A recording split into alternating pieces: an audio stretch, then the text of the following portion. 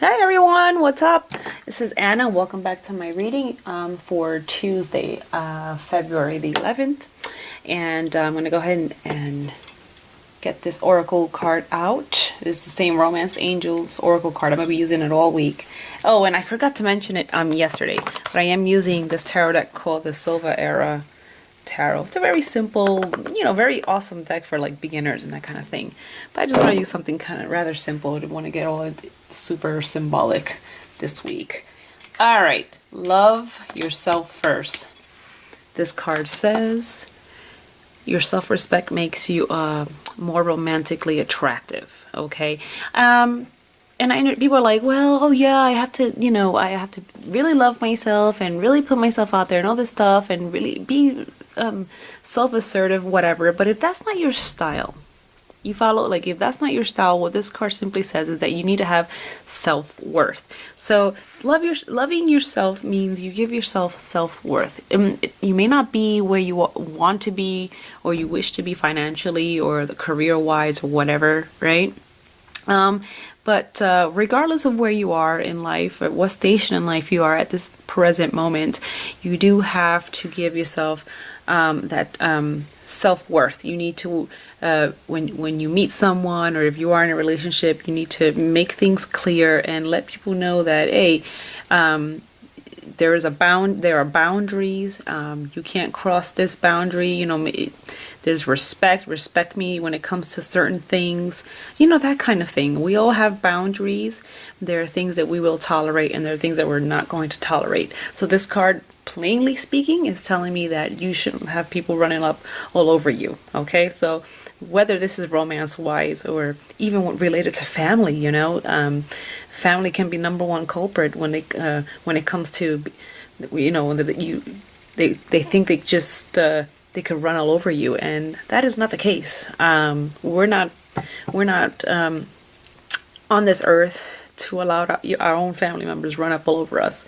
No, you have to put your foot down and say, you respect me and respect who I am, and if not, then you need to go turn around, about face, and move on out, and I'll talk to you here and there, and that's really about it. So let's go ahead and throw some tarot cards into this. Two of Swords, interesting, and Page of Wands. Okay, so you know what? Two of Swords, ready for this one? Love is blind. Love can be so blind, and I just don't mean romantically, but this is all kinds of love, and we're just talking about family. So for whatever reason, family's coming through, and so we let family, the idea that, oh, this is my family member, or these are my family members, this is my family unit, and oh, I just have to take whatever it is that they tell me and just suck it up. Well, no, that is a blind, that is false, and again, if you are surrounded by individuals who are taking advantage of you, or not necessarily taking advantage of you, but they cross the line, they're crossing those boundaries, they put you in a really rough place, and you're unable to say, well, should I express how I feel, or I don't express it, I shouldn't express it, I will, I won't. And that's the double-edged sword. This is the two swords here.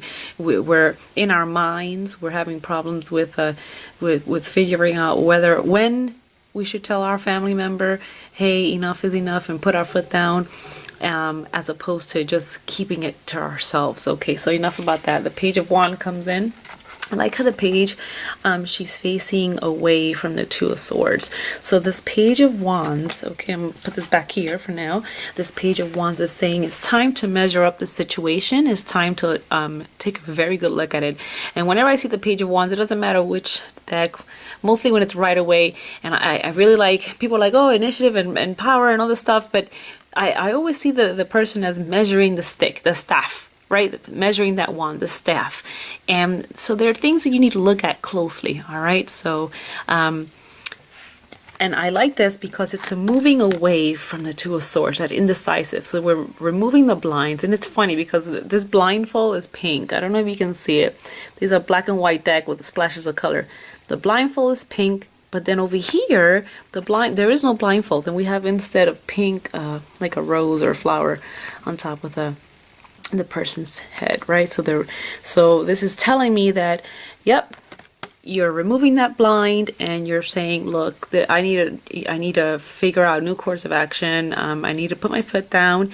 Doesn't mean that you have to be crass or anything, but you need to let people know what your self-worth is. Okay, you shouldn't be in the back burner to anyone else. It shouldn't be the favorite. You know how unfortunately there are people who say, oh, this is my favorite child, and the other one I call, like Christmas time and that kind of nonsense. But no, don't let that happen. You really, if you want to love yourself, then you need to have that self-worth, whatever it is and whatever station in life you're at. Okay, so I'm rambling and I'm going to stop. So really take up the staff, take that initiative and regain your passion, regain your power, really. Regain your power, because with this Two of Swords, it's telling me that power, you've lost power. Power has been drained from you. People have mooched from you. So remove that, these two swords, remove them and regain that sense of self-worth and power. And I'm gonna leave it like that. I hope this message reaches you in good health always. And I want to say thank you, Satori, for the bracelet. Isn't this beautiful? Love it. Okay, I'll see you tomorrow. Blessings always. Bye bye.